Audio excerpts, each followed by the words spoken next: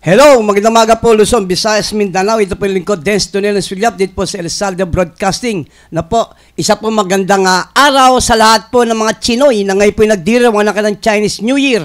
Na po, ay kagabi po, napakasaya po ng pagdiriwang ng mga Chinoy. Diyan po sa may Binondo. Na po, nakita nyo kanilang mga fireworks na nagagandahan. Yung po mga lugar na napapalumutan ng mga ginto. Na po, sagisag na prosperity na po sa mga bawat mga Chinoy. Pati lang sa mga Pilipino kasi po mas maraming Pilipino ang nariyan sa pagdiriwang ng Chinese New Year, no?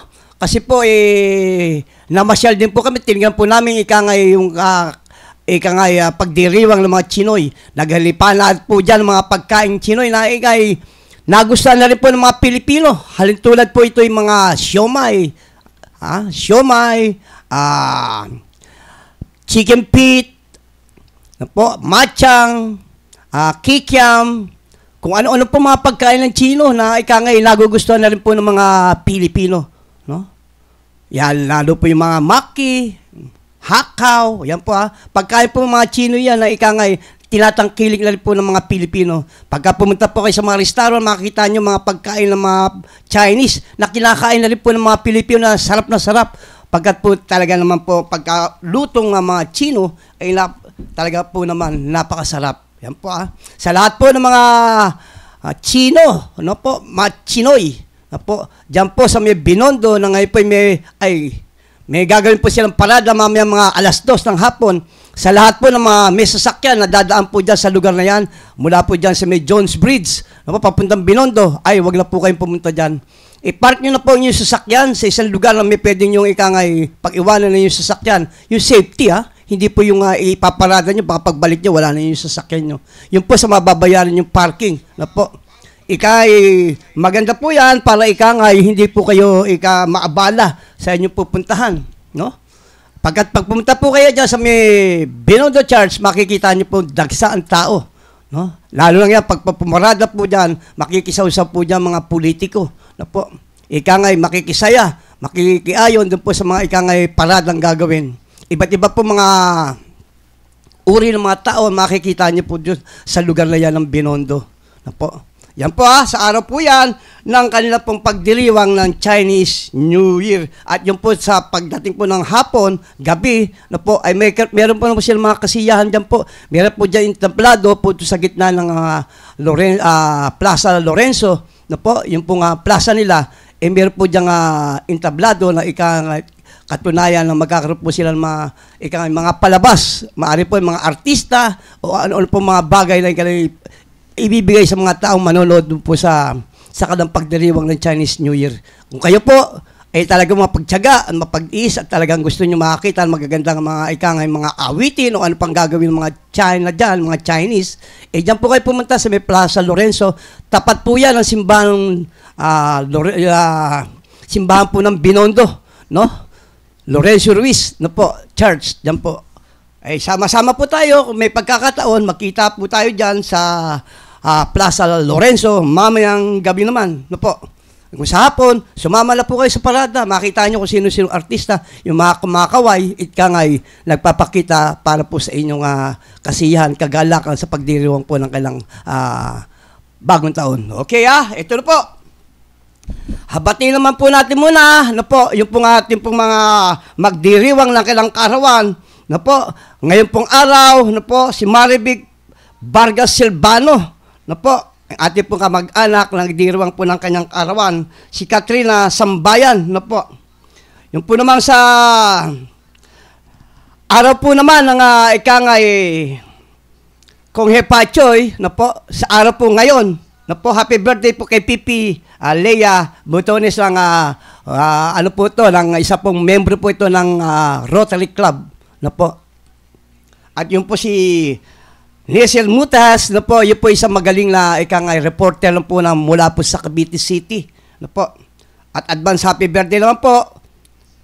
Ngayon pong araw na ito, no po, sa lahat po ng magdiriwang ng kalakaran, tamang-tama po sa Chinese New Year, kasi at sana magkaroon kayo ng tikoy. Pagkat ang tikoy, ang kahulugan ng tikoy, no po, malakit, no, dikit-dikit. para ika nga sa pagdiriwang ng inyong karawan, dikit-dikit kayong pamilya at yung mga kamag-anak na nagmamahalan. Kasi yun po yung simbolo ng tikoy. Sabi nga po ng isang Chino, pagka kumakain ka ng tikoy, sama-sama kayong pamilya, samahan mo ng isang mainit na kape o kaya tsaa.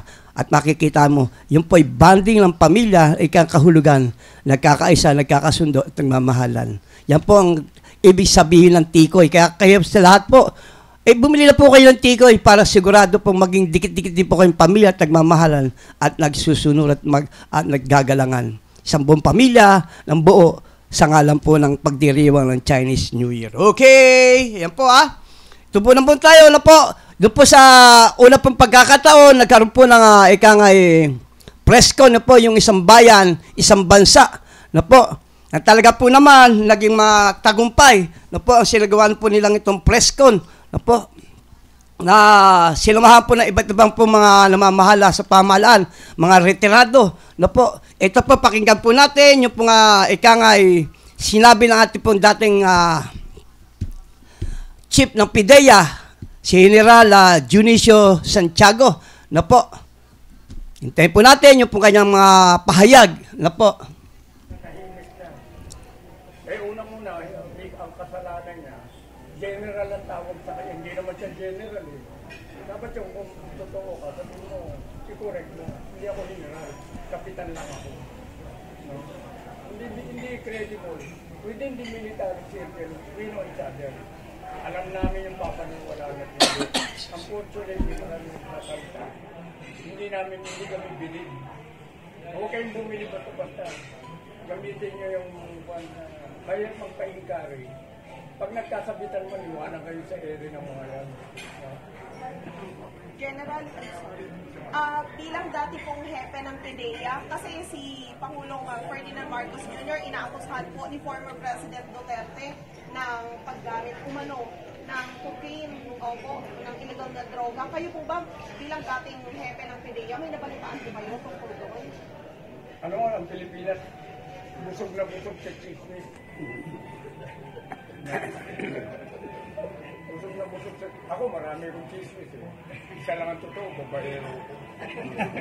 Pero yung iba, hindi totoo yung... So huwag kayong basta maniwala ng laman. Unang-una, tatagdagan ko na. Sa listahan, nag-usap-usap kami mga dating PIDEA. Deputy ko, si Jerry Carrio. Hindi naman... Wala kami alam na listahan. Merong listahan, pero may category yan.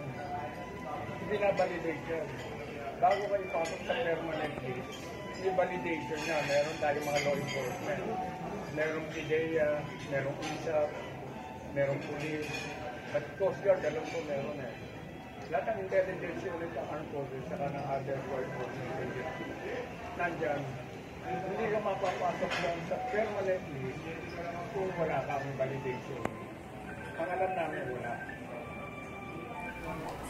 Ayan po, narinig niyo po yung paliwalag ng ating pumbuting general na po, na si General Junicio Santiago, na dati pong chief na po ng PIDEA, na pinatutulhanan niya na hindi po yung totoo yung po chismis, mga Pilipino talaga mahilig po sa chismis na po. Kasi po, nagkakausap-usap po sila magkakasamahan sa panunungkulan, no? I-evaluate nila yung po mga nangyayari. At yung po katanungan regarding po sa ating Pangulo ay po hindi po totoo, no po? Ayon po sa ating general na ito. No? Kasi po sa PIDEA, wala raw po pangalan, no po? At wala pong kasi mga nakalista doon ay po kanilang ini-evaluate para tinityak kung talagang ito'y totoo. Na po. Hindi basa-basa, huhusgahan yung tao. Ito'y kanilang pong pinag-aaralan maigi at pinag-uusapan ng kanilang mga kasama sa PIDEA. Kasi marami raw po mga enforcement na talaga nagtutulong-tulong. Na po, nandiyan po kapulisan, nandiyan daw po ang PIDEA, no? Nandiyan po ang MBI, kung ano pa po, basta sa regarding po sa panunungkulan na po sa ating pong pamahalaan. Nagtutulong-tulong po yan para po sa ikasusog po yung mga droga. Kaya po mga general, kahit na retirado, nag-uusap-usap po yan, no po, para makatulong sa ating pamahalaan. Kaya po yung layunin po ng isang bansa sa Pilipinas ay napakaganda po. Kasi hangarin po ng mga ito ay pong mabuo, no po, yung pong ating bansa hindi mahiwalay, no po, magkahiwa-hiwalay, magkawatak-watak para maglaban-laban Pilipino sa kapwa Pilipino. Hindi po, hangarin po niya ng isang pong grupo na po na yan, no po, ay pong mabuo, no, magtulungan, magmahalan, no po, ikay paglaban ang ating bansa. Yan po Magandang layunin po, kaya po ako na ikangay nananalig at titawan magiging matagumpay po ang kanilang layunin kasi po ang hari nila ikangay po para sa kabutihan ng ating mamayang Pilipino. Okay Yun naman po doon po sa masisipag naman ng mga pulis ng MPD na po, DTMU na po, na patuloy pong nagkakaroon po sila ng Oplan Sita. Diyan po sa may tutuban, na talagang po doon sa Kamaynilaan, marami po matitigas na ulo niyo po nagmumotor. Na po, na wala lisensya, wala rehistro, na po. At iba po, walang helmet. Nako po. Ayan po, tingnan niyo po sa kanilang paninita na talaga po naman nagkaroon po ng konting kasikipan, dala po na napakarami po na nagmumotor, na kanilang pong sinita. Yan po sa pamumuno po ng kanilang magaling na Police Sergeant, Staff Sergeant Serrano, Police Corporal Salazar, Police Corporal Lais, Patrolman De Los Santos ng DTMU, ng MPD, na po. Napakagaling din po naman ang kanilang District Director, na po. Ang ating po magaling na si Direktor Thomas Ibay, na po, sana tuloy-tuloy yung pong panguhuli ng mga kapulisan, lalo dyan po sa Tondo kasi karamihan dyan mga nagmumotor nang walang helmet, na po. At iba po dyan paano ho kaya yung mga nanunungkulan sa barangayan, iba dyan talagang hindi lagi-helmet kasi chairman ako kagawad, no? Pag nahuli ng enforcer lang, kung mga MTPB lang, chairman, wala na. Chairman pala yun kagawad, wala na, kagawad pala yun kung maghuli ang mga pulis, sana nga tuloy-tuloy. Hindi po porket kakagawad o chairman, hindi huhulihin. Walang helmet, hindi sumusunod po sa ginagawang panunungkulan mga kapulisan. Paano po talaga titinong ating bansa kung mismo ganyang mga namumuno, no?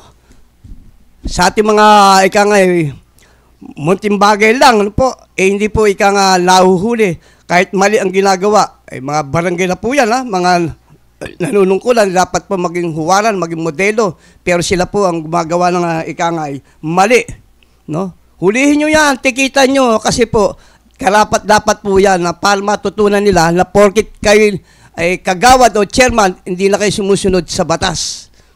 Yan Sana nga, tuloy-tuloy. Salamat, Police Staff Sergeant Serrano ng DTMU, no? Sa inyong grupo na sana ituloy-tuloy ang inyong panghuli, lalo po dyan sa may haligi, tutuban. Kasi dyan po talagang maraming dumadaan, no? Pati mga kababaihan na nagbumotor, wala lisensya. Yan, dapat paghuhulihin nyo po yan. Okay, dito na po tayo, ano po? Sa susunod po lang, Pebraryo 12, magkakaroon na po pala ng panibagong pagtatala, ano po? Pagrehistro po sa mga bagong gustong makaboto, ano po? Mga botante. Ano po? Paalala po ni Commissioner on Election, COMELEC Chairman George Erwin Garcia na hindi na nila palalawigin pa ang voters registration magsisimula po sa Pebrero 12 na matatapos sa September 30. Sana wag po nating hintayin pa ang September 30 o yung pong araw na wala pong matapos na anuman pong registration, payo po ni Garcia. Ito po ay pawang warning po sa bawat isa kundi po kami mag-extend ng registration diin po ng opisyal. Hinikakit niya po ang mga botante na magparehistro ng maaga. Nandyan po sa malls, convenience po ang mga guarantee namin sa bawat isa. Paadalan niya po sa you cannot vote if you are not registered. Walang dahilan upang di po makapag-rehistro ang lahat. Ani ni Garcia, nililaw ni Garcia na yung pong mga narehistro na, hindi po kailangan magpa-rehistro pa muli. No po. Kasi po may tayong mga ugaling Pilipino, nag-rehistro rito, magpaparehistro uli para makabote ng mga flying voters, kumbaga.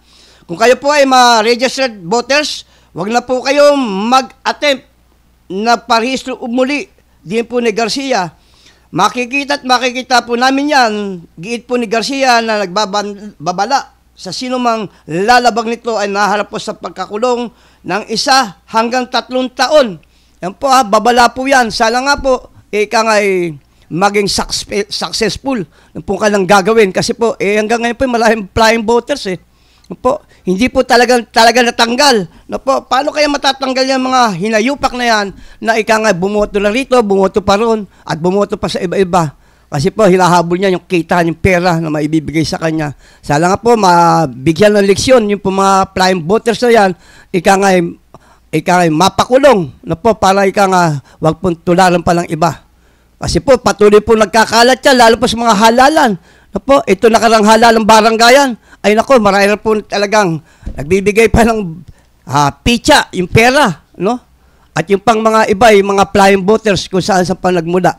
Sana nga po, napakita ng ating pong commissioner ng COMELEC na si Garcia, na may nahuli siya at napakulong, no? Di po sa mga lumalabag sa alintuntun at patakaran ng ating pong eleksyon. Okay, Ito naman po tayo, no po? Ano na kaya nangyari dito po sa ating magaling na pastor, no po, na si Kibuloy? Ipinasupwena na po na Kamara, no po?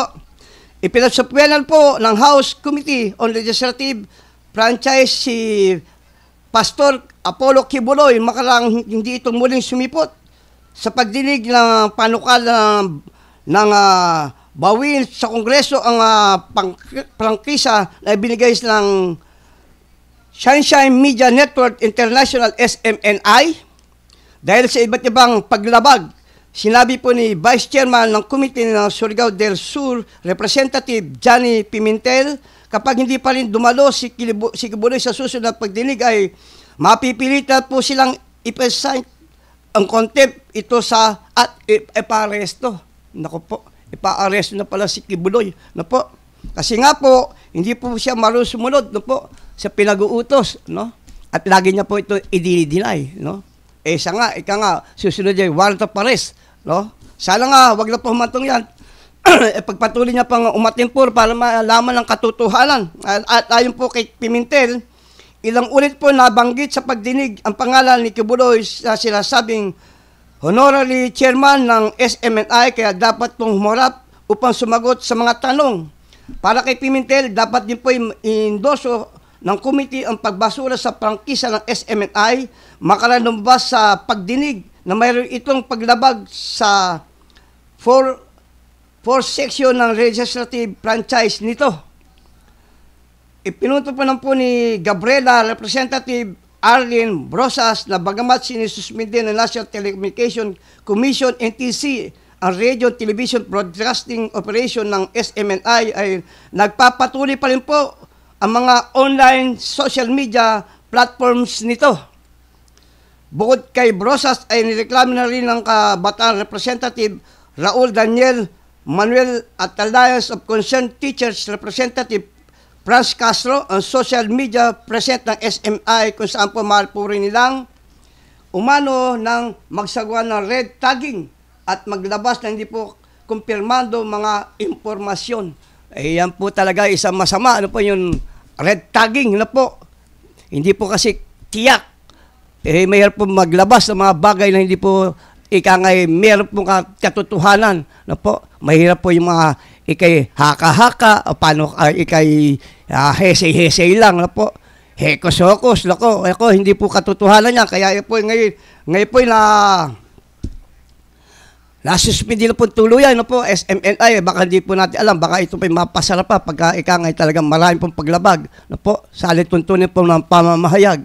Ayan po, sa pagharap po ni Kibuloy, no po, yung pastor na inaakala natin na matatag, no po, laging alam niyang dapat siyang harapin yung mga bagay na alam po natin ngayon po, susubukan natin kung ano po ang kanyang galing at tapang, kung siya po huhulin at pagkalooban ng warrant of arrest ng ating po mga senador.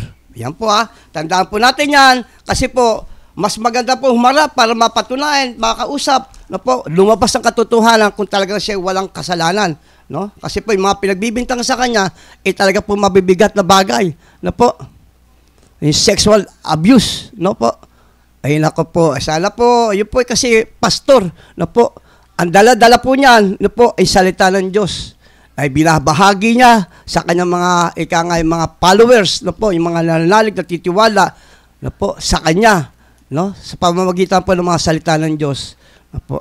Sana nga po, wag po masira kung katotohanan ay hindi siya may pagkakasala. Ayan po, kasi po masisira ng tuluyan yung pong kingdom of Christ pagka napatunayang mali ang kanyang nagawa. Yan po Tuloy-tuloy po tayo, no po, sa ating pong pag-uulat, no po. Ito naman po tayo, no po. Yung barangay tanod. Yung mga barangay tanod na sana sa lahat po ng mga chairman, yung po mga barangay tanod natin, bago po natin kunin, no po, tiyakin po natin ito yung may magandang pagkatao. No po, hindi po dampot sukat. Kasi karamihan ngayon sa mga chairman, no po, kumukuha ng mga tanod. Basta tanod, hindi masyadong kinikilala kung ano ba talaga background nito. Ito ba'y mayroong record? No? Ito ba'y mapagkakatiwalaan bilang tanod? Ito kay sumusunod sa mga alituntuan, patakaran ng gustong gawin ng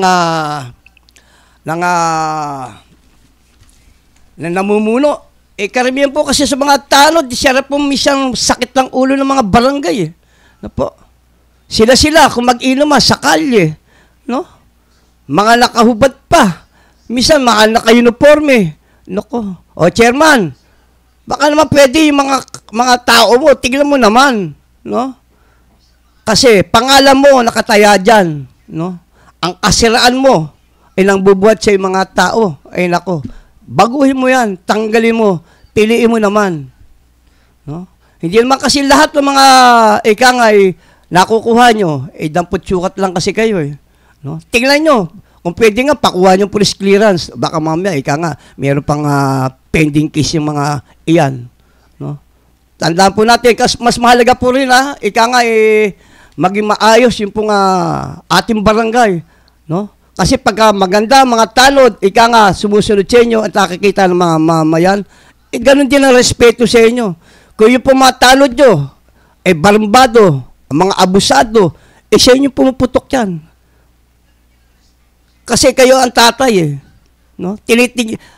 Ang gawain ng mga anak, kasi anak nyo yan yung mga tanod na yan. No? Kung ano ginagawa niyan, sa inyo lumalatay yan. Kaya dapat ingatan nyo yan kasi pangalan nyo ang masisira.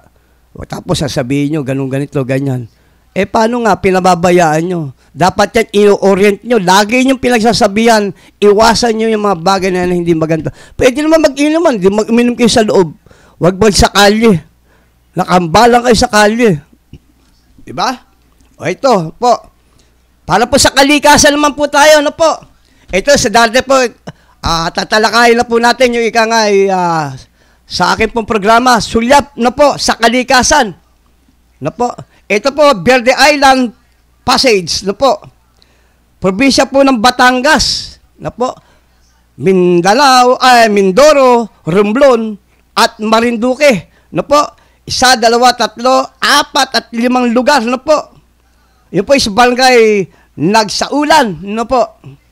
Ibinenta ng dating kapitan, Nagsaulay, na po.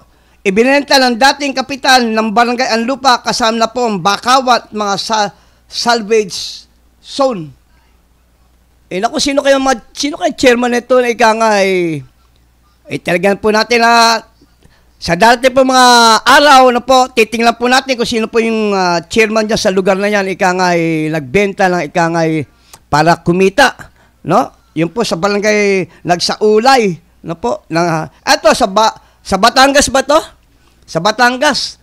Nako, tingnan po natin kasi po yung mga bakawan na yan, dyan po yung mga nangingiklog mga isda, no po. Kung yan po yung tatanggalin nyo, dahil para kumita kayo, dahil dyan po sa may, karamihan dyan sa may dalampasigan, no po. Sana nga magkaroon ng proteksyon yung pong mga mga bakawan na yan, no po. Diyan po sa may gilid ng ating pong dalampasigan, no. Kaso nga dahil sa pera para kumita, talagang tinatanggal yan para i-develop. Pero tandaan po natin, malaking bagay po yan para po sa environmental, no po. Kasi po ang mga isda, diyan po mga nagtatago ng iklog para magparami. Pero dala nga sa gusto nyo kumita kasi si Eddie ako. Panig gano'n na lang, pagkakapera na lang iniisip, hindi yung kalikasan. Po. Kasi yan, isa rin po yan sa proteksyon para po sa mga malalakas na alon. No po. Na maaaring humampas pagka malalakas sa bagyo na dumating. No? Sumusuporta po yan para po wag po lumabas yan po sa mga tirahan ng tao sa malayo-layong konti. No po. Kaso nga, dala pang hindi magandang ginagawa ng mga namamahala, lalo pa mga barangay kapitan dyan po sa mga lugar na yan, tatanggalin mo, magiging kapurwisyoan yan, isa yung mga nasasakupan. No? Kasi po, malaking bagay po yan para po sa ating pong kalikasan. Po? At yun po protection din po naman sa mga taong mga nanirahan dyan sa lugar na yan. Tandaan po natin yan, yung pong bakawan na yan, talaga po, dyan po talagang tunay, magpapalakas ng mga kabuhayan ng mga tao. Kasi yung mga isda, mangingkilog, lalaki, kakalat, dadami, mas marami po mga kabuhayan na pagkukunan po ng mga manging isda dyan po sa lugar na yan. No? Huwag po sa nating maging sakim, dala po ng pera kikitain, mas tignan po natin yung pong maitutulong natin sa ating kapwa. Kasi hindi po habang panahon tayo malalakas, malulusog, darating din pong araw, yung pong ginawa natin kabutihan, ipabalik din po rin sa atin yan ng ating mga natulungan. No po? Mas maganda, laalis ka sa iyong panunungkulan bilang isang kapitan na nakatingala at ginagala at nirerespeto, no? Kahit wala ka na sa panunungkulan. Pagkat nakita nila ang iyong pagmamahal sa iyong kapwa. Yan po yan po sa barangay Nagsaulay, no po, ng Batangas. Sana nga po, hindi pa tuluyan natanggal yan po mga bakawan dyan po sa may dalampasigan ninyo. Na alam ko po, sana tingnan po natin sa ating pong susunod na mga ilang araw na talakayan na po na aking gagawin, mahalungkat pa natin po lahat po ng mga pangyayari dyan po sa barangay Nagsaulay na po. Para makita natin yung talagang pangyayari at katotohanan na nagaganap dyan po sa lugar na yan. Okay, yan po sa Verde Island Passage naman po. Ano po, yung po mga lugar na yan, titignan din po natin sa pamamaraan po ng Elizalde Broadcasting, mapasyalan, mapuntahan niyo po mga lugar na maging maganda. Ako ano po maitutulong ng Elizalde Broadcasting para po sa ating mga mamayan, para po sa buong bansa. Kasi po ay kalikasan na po, na kailangan po natin mahalin, na po, payamanin, na po, para po sa kabuhayan ng bawat mamayang Pilipino. Ito po isang bahagi ng mas lalong ikagaganda. Kasi po, pag maganda yung lugar na yan, na po, at nakikita po ng mga dayuhan, papasok dyan ang mga turista at kikita po ng malaking pera ang bawat probinsya. Di makikinabang po ang mga mamayan. Di ba? Hindi na po mamayan, kundi ang buong bansa. Na po, mula po sa pamahala ng ating Pangulo, yung po mga bagay na ikabubuti, lalo niya po ma-develop at lalo niya po mabibigyan pansin para maitulong, maibahagi sa mga nanunungkulan naman dyan po sa mabababang lugar. No? Tandaan po natin yan, para sa kabutihan po ng lahat, kalikasan, ang dapat po natin pagsumikapang mahalin. No po? Kaya po yung mga basura, na po, tandaan po natin, wag po natin itatapon yan kasi pag panapunta po yan sa dagat, na po, magsasanhi po yan, kasamaan sa kakainin ng mga isda at kakainin naman po ng ating mga mamamayan. Tandaan po natin po yan, no? Ang konting basura na itatapon, pagbalik po niyan, isang sandabakmak na po, na sakit, hirap na dadanasin ng mga taong kakain ng isda. Kita niyo po, kailan lamang lumabas po sa pahayagan, na po, sa balita, yung isda nung binuksan, meron po mga plastic na po sa sikmura. Pagka niluto nyo po yan, toxic na po yan sa katawan ng tao. No? Laso na po yan. Kasi po, yung isda, nalaso na rin. Tapos kakainin natin. Kasi po, tayo po kasi, hindi po tayo marunong magmahal. Konting basura, itatapon na po natin dapat sa tamang lugar para ilagay. Pero hindi. Ginagawa natin, tinatapon na lang natin sa bibitawan na lang natin at pababayaan. Pag umulan, ito'y maagos, papasok sa imburnal kung saan pupunta at magsisilbi po itong bara o pupunta sa karagatan at makakain ng ating po mga isda. Tapos atin naman pong makakain, ito'y magiging sanhi naman ng sakit sa ating katawan. Tandaan po natin, mas maganda po yan. Mas maganda pag maayos pong karagatan, malinaw, makikita po ng mga iba't ibang mga turista. Kasi po mga turista, mga dayuhan, mahihilig po yan sa mga karagatan. Kita nyo po yung lugar ng isang lugar dito sa Pilipinas na kasama po yan sa isa pinupuntahan ng mga turista, yung pong Boracay. Iniingatan po yan ng mga namamahala sa Boracay. Yung po, ikita nyo, meron silang mga nagwawalis, nag-aayos, tinatanggal ng lahat po na maaaring maging sanhi ng ikasisira ng lugar. No? Ang ginagawa ng namamahala dyan, talagang tinatanggal na kagad nila yung mga basura na nakikita nila. Hindi na po nila hinahayang dumami ng dumami. Kaya po, isa yon sa pinakamagandang lugar, yung pong Boracay. Sana nga po, mapanatili lang yung ganda na yan kasi po yan ay kinikinala sa buong mundo. Yung pong ganda ng Boracay. Hindi lang po ang Boracay, marami po tayong magagandang lugar. Nang dapat po na mapunta ng mga turista, ma-develop pa lang ating pong pamahalaan. Sana nga po, mapuntahan po natin yung po mga ibang lugar po ng magagandang likha ng kalikasan. Hindi lang po yung mga beaches natin, maging mga kabundukan, mga kaparatagan, may magagandang bagay pa dapat natin tuklasin. Sa susunod po mga araw, at meron na po tayong mga impormasyon regarding po doon sa mga kalikasan, para sa kabutihan po ng kalikasan, para po sa mga Pilipino at sa mga, hindi lang po sa mga Pilipino, kundi po sa mga, pati lang po mga dayuhan, para makita nilang ganda, at kalikasan, buhat po sa bansang Pilipinas. Muli, ang inyong pong lingkod, Dance Tonelong Sulyap, pansamantala pong mamamaalam at babalik po muli sa Monday upang kayo handugan ng po yung pag-ulat sa kaganapan sa ating bansa. Kalikasan at kultura at iba-iba pa po na muli po yung amin pong ihahayag sa inyo pagdating po ng mga susunod pang mga araw. Kung Hepachoy sa mga lahat po mga Chinoy. God bless.